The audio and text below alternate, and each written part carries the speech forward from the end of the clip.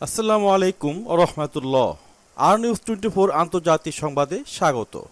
শুরুতে থাকছে আজকের প্রধান সংবাদ শিরোনাম। গাজার পর এবার পশ্চিম তীরে ইসরায়েলের হামলা, নিহত 2, আহত 40। গাজা ইস্যুতে ইসরায়েলের প্রশংসার পঞ্চমুখ বাইডেনের, তুরস্কের নিন্দা। গাজা থেকে নিক্ষিপ্ত ক্ষেপণাস্ত্রে অন্তত 60 ইহুদিবাদী আহত, গোপন নথি ফাঁস। চীনকে পাল্টা মারার প্রস্তুতি, এবার সামরিক মহড়া শুরু করল তাইওয়ান সেনাবাহিনী। অবরুদ্ধ রুশ সেনারা খেরসন বিচ্ছিন্ন করার দাবি, ইজিএমের দিকে এগোচ্ছে ইউক্রেন সেনারা। বিশ্বের সবচেয়ে শক্তিশালী মিসাইল পেল রাশিয়ার যুদ্ধবিমান। অধিকৃত ইউক্রেনে গণভোটের পথে রাশিয়া, মানব না হুঙ্কার জেলেনস্কির। ইউক্রেনের শস্যবাহী জাহাজকে লেবাননের প্রত্যাখ্যান।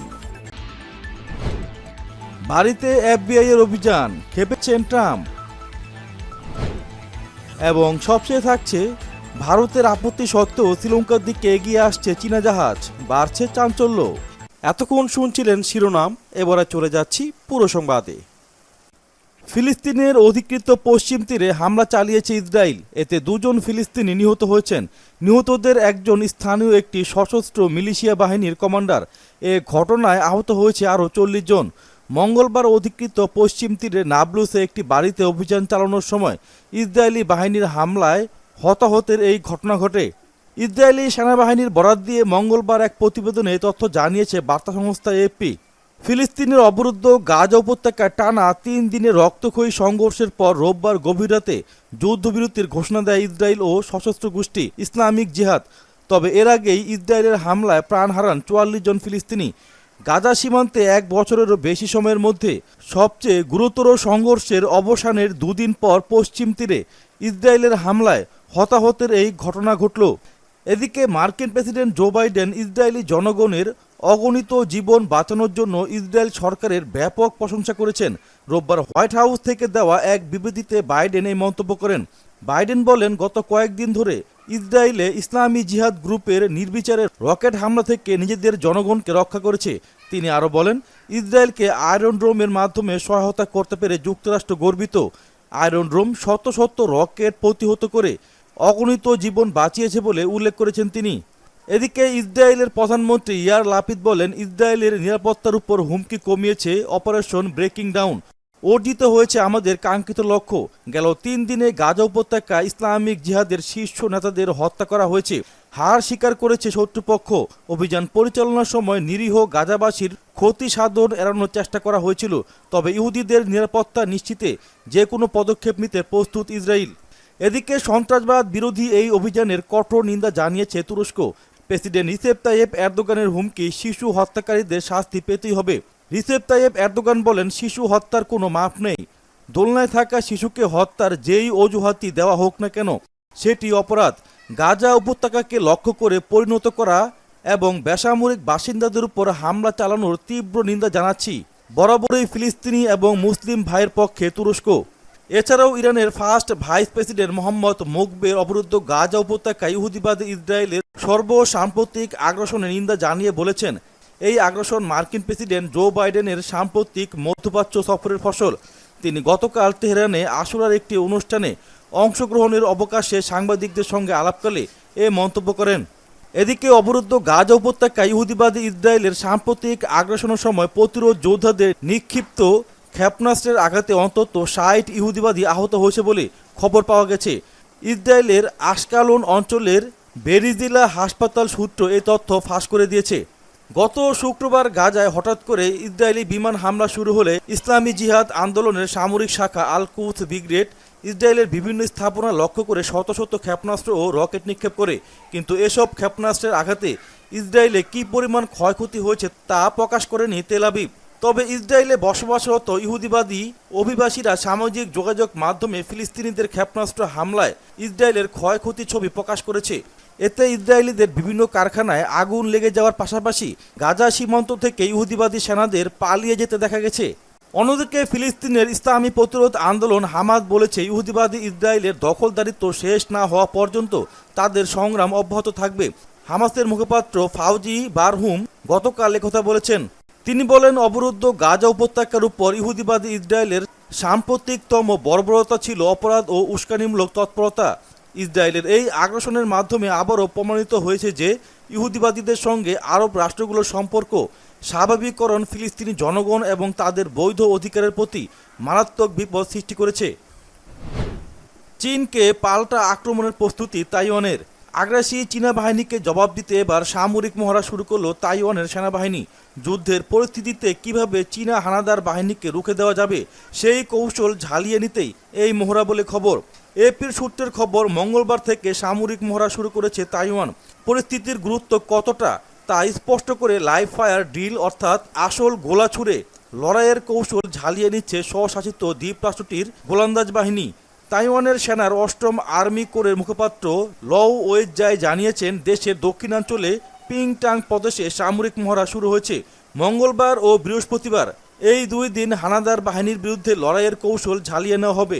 তাইওয়ানের সেনাবাহিনী জানিয়েছে, এই মহড়ায় অংশ নিচ্ছে প্রায় ৪০টি হাউজার কামান ও ১,০০০-এরও বেশি সেনা। এদিকে যুক্তরাষ্ট্রের প্রেসিডেন্ট জো বাইডেন বলেছেন, তিনি তাইওয়ানকে নিয়ে চিন্তিত নন, কিন্তু ওই অঞ্চলে চীনের কর্মকাণ্ডে তিনি উদ্বিগ্ন। মার্কিন প্রতিনিধি পরিষদের স্পিকার ন্যান্সি পেলোসির তাইপে সফরের জেরে কঠোর সামরিক প্রতিক্রিয়া দেখাতে চীন তাইওয়ান প্রণালীতে নজিরবিহীন হামলা শুরু করে। রোববার সেই সামরিক মহড়া শেষের পর তাইওয়ানের চারপাশের সমুদ্র এবং আকাশে আবারও নতুন মহড়া শুরুর ঘোষণা দিয়েছে চীন। চীনের এই ঘোষণার পরপরই বাইডেন উদ্বেগ প্রকাশ করলেন। রাশিয়ার দখলে থাকা ইউক্রেনের পূর্বাঞ্চলের খেরসন পুরোপুরি বিচ্ছিন্ন করার দাবি করেছে ইউক্রেন। ইউক্রেনের দাবি সত্যি হলে ওই অঞ্চলের রুশ সেনারা অবরুদ্ধ হয়ে পড়েছে বলেই মনে করা হচ্ছে। ইউক্রেন জানিয়েছে, রাশিয়ার মূল ভূখণ্ড থেকে খেরসন প্রবেশের অন্যতম রাস্তা দিনিপ্রো নদীর উপর অবস্থিত গুরুত্বপূর্ণ ব্রিজটি ধ্বংস করে দেওয়া হয়েছে। এতদিন সেই ব্রিজটি ব্যবহার করে খেরসনে সেনা এবং রসদ পাঠিয়েছে রাশিয়া। এছাড়াও ইউক্রেনের খার্কিবের দোহোহ্যানকে শহর থেকে রুশ সেনাদের হটিয়ে দিয়েছে ইউক্রেনের সেনারা। এখন তারা যাচ্ছে ইজিয়ামের দিকে। মঙ্গলবার ইউটিউবে প্রকাশিত একটি ভিডিওতে এমন কথা জানিয়েছে প্রেসিডেন্ট ভলোদিমির জেলেনস্কির উপদেষ্টা অলেক্সি অ্যারেস্তোভিচ। যুক্তরাষ্ট্রের প্রতিরক্ষা দপ্তর পেন্টাগন জানিয়েছে, রাশিয়ার রাডার ব্যবস্থাকে নিশানা করতে ইউক্রেনীয় যুদ্ধবিমানের জন্য রাডার বিধ্বংসী ক্ষেপণাস্ত্র সরবরাহ করা হয়েছে। সোমবার পেন্টাগন প্রথমবার এই বিষয়টি স্বীকার করল। এর আগে ইউক্রেনে এমন কিছু পাঠানোর কথা জানানো হয়নি। মার্কিন সংবাদ মাধ্যম সিএনএন এ খবর জানিয়েছে। প্রতিরক্ষা মন্ত্রণালয়ের নীতি বিষয়ক আন্ডার সেক্রেটারি কলিন কাহুল এক সংবাদ সম্মেলনে বলেছেন, যুক্তরাষ্ট্র কিছু সংখ্যক ক্ষেপণাস্ত্র পাঠিয়েছে, তবে যুক্তরাষ্ট্র কবে বা কতটি পাঠিয়েছে তা জানাননি। এমনকি কোন ধরনের রাডার বিধ্বংসী ক্ষেপণাস্ত্র পাঠানো হয়েছে তাও উল্লেখ করেননি। রাশিয়ান অত্যাধুনিক যুদ্ধবিমান সু-35-এ যুক্ত হয়েছে নতুন R-37M air two air missile. এই ক্ষেপণাস্ত্রগুলো ৩০০ মিটার দূরত্ব থেকে শত্রুর যুদ্ধবিমান ধ্বংস করতে সক্ষম। প্রকৃতপক্ষে শত্রু বিমানের রাডারগুলো একে শনাক্ত করার আগেই এটি শত্রু বিমানকে ধ্বংস করতে সক্ষম। বার্তা সংস্থা সিনার মতে, এই ধরনের ক্ষমতাসম্পন্ন মিসাইল যুক্ত হওয়ায় সু-35 যোদ্ধারা সত্যিকারের মারাত্মক অস্ত্রে পরিণত হয়। সিনার সাংবাদিকরা নোট করেছেন যে সু-35 যুদ্ধবিমানগুলোর আবির্ভাবের সাথে আমেরিকান প্রযুক্তি এখন পশ্চাৎপদ বলে মনে হচ্ছে এবং সম্ভবত R-37M মিসাইল যুক্ত হওয়ায় রাশিয়ার মহাকাশ বাহিনী যুদ্ধ বিমানগুলি দীর্ঘ সময়ের জন্য আকাশের শ্রেষ্ঠত্ব দখল করবে। জর্জিয়ার মুলুকতার বছর ৮ আগে ক্রিমিয়া দখল করে এই বার্তা দিয়েছিল রাশিয়া। এবার অধিকৃত ইউক্রেনীয় ভূখণ্ডে গণভোটের পরিকল্পনা উস্কে মস্কো আবারও প্রমাণ করল যে পেশি শক্তির আস্ফলনই শেষ কথা।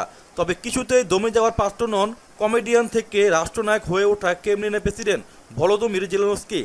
রয়টার্সের খবর, রুশ অধিকৃত বিচ্ছিন্নতাবাদী অঞ্চলগুলিতে গণভোট করতে পারে মস্কো। সোমবার ঝাপরঝাই অঞ্চলের মস্কোর পুতুল প্রশাসন গণভোটের পথ প্রশস্ত করে একটি ডিক্রি জারি করেছে। ফলে বিশ্লেষকদের মতে দোনবাস অঞ্চলসহ ইউক্রেনের একটি বড় অংশ আনুষ্ঠানিকভাবে রাশিয়ায় অন্তর্ভুক্ত করতে চলেছে প্রেসিডেন্ট ভ্লাদিমির পুতিন। এদিকে গণভোটের আশঙ্কা নিয়ে কড়া প্রতিক্রিয়া জানিয়েছে কিয়েভ। ইউক্রেনের প্রেসিডেন্ট ভলোদিমির জেলেনস্কি জানিয়েছেন, রাশিয়ায় যোগ দেওয়া নিয়ে ইউক্রেনের ওইসব অঞ্চলে যদি গণভোট হয় তাহলে আলোচনার সমস্ত পথ বন্ধ হয়ে যাবে। এমনটা কোনোভাবে মেনে নেবে না ইউক্রেন ও তার মিত্র দেশগুলি। ইউক্রেনের প্রেসিডেন্ট ভলোদিমির জেলেনস্কি দাবি করেছেন রাশিয়া সমস্ত নাগরিকের উপর 1 বছরের জন্য ভ্রমণ নিষেধাজ্ঞা আরোপ করতে হবে এবং কোনো দেশ রাশিয়ার কাছ থেকে জ্বালানি আমদানি করতে পারবে না। আমেরিকা এবং পশ্চিমা দেশগুলো রাশিয়ার উপর বর্তমানে যেসব নিষেধাজ্ঞা আরোপ করেছে সেগুলো তিনি দুর্বল বলে উল্লেখ করেন। ইউক্রেন ছেড়ে আসা প্রথম শস্যবাহী জাহাজ রাজনীর পণ্য প্রত্যাখ্যান করল লেবানন। সোমবার ইউক্রেনে নিযুক্ত দেশটির দূতাবাসে তথ্য জানায়। ফেসবুক পোস্টে লেবানন দূতাবাস জানিয়েছে 5 মাস বিলম্বে পৌঁছানোর কারণেই এই সিদ্ধান্ত নিয়েছে কাতারা। সে কারণে জাহাজটিকে পণ্য খালাসের জন্য খুঁজতে হচ্ছে অন্য দেশের বন্দর। গেল সপ্তাহে ওডেসা বন্দর ছেড়ে রওনা হয় শস্যবাহী জাহাজ রাজনী। ইউক্রেনের এই জাহাজ বহন করেছে 26,527 টন ভুট্টা। লেবানন প্রত্যাখ্যান করায় বর্তমানে তুরস্কের মার্সিন বন্দরে নোঙর করেছে জাহাজটি। সাবেক মার্কিন প্রেসিডেন্ট ডোনাল্ড ট্রাম্প বলেছেন federal bureau of investigation FBI একটি বড় দল বিনা নোটিশে ফ্লোরিডায় তার মালিকানাধীন মার এ লাগো স্টেটে তল্লাশি চালিয়েছে। ট্রাম্প এ অভিযানের নিন্দা জানিয়ে বলেন, তৃতীয় বিশ্বে কেবল এ ধরনের ঘটনা ঘটতে পারে। যুক্তরাষ্ট্রের সাবেক প্রেসিডেন্ট ডোনাল্ড ট্রাম্পের ফ্লোরিডার বাড়িতে তল্লাশি চালিয়ে এফবিআই এজেন্টরা একটি সিন্দুক ভেঙেছে। ডোনাল্ড ট্রাম্প একটি বিবৃতিতে এই তথ্য জানিয়ে বলেছে, পাম বিচে থাকা তার বাড়ি মারে লাগোতে এফবিআইয়ের বিশাল একটি দল অবস্থান করছে। জানা যাচ্ছে প্রেসিডেন্ট থাকার সময় সরকারি কাগজপত্র কিভাবে ব্যবহার করেছেন তা নিয়ে একটি তদন্তের অংশ হিসেবে এই তল্লাশি চালানো হচ্ছে। ক্রমশই উত্তেজনা বাড়ছে শ্রীলঙ্কার বন্দরে ভিড়তে চাওয়া চীনা জাহাজকে ঘিরে। গুপ্তচর জাহাজ উইয়ান ওয়াং 5-এর শ্রীলঙ্কার হাম্বাটোটা বন্দরে আসার কথা আগামী বৃহস্পতিবারই, কিন্তু কলম্বো ইতিমধ্যে নয়াদিল্লির চাপে পড়ে উইয়ান ওয়াং 5-এর হাম্বাটোটা সফর নির্দিষ্ট কালের জন্য পিছিয়ে দিতে অনুরোধ করেছে, কিন্তু সেই অনুরোধে কাজ হচ্ছে না। শ্রীলঙ্কার দিকে এগিয়ে চলেছে বেজিংয়ের জাহাজটি। মনে করা হচ্ছে 26 কিলোমিটার প্রতি ঘন্টায় এগোতে থাকা ওই জাহাজটি পূর্ব নির্ধারিত দিন অর্থাৎ 11 তারিখ সকালেই হাম্বানটোটা পৌঁছে যাবে। জাহাজটির আসার কথা জানার পরেই প্রতিবাদ জানিয়েছিল ভারত। পররাষ্ট্রমন্ত্রীর মুখপাত্র অরবিন্দ বাগচি জানিয়েছেন, দেশের নিরাপত্তা ও অর্থনৈতিক স্বার্থে প্রভাব ফেলতে পারে যে বিষয়গুলি সেগুলোর দিকে সবসময় নজর রেখে চলে সরকার। তার বক্তব্য থেকে পরিষ্কার হয়ে যায় শ্রীলঙ্কার বন্দরের দিকে নজর রাখছে ভারত।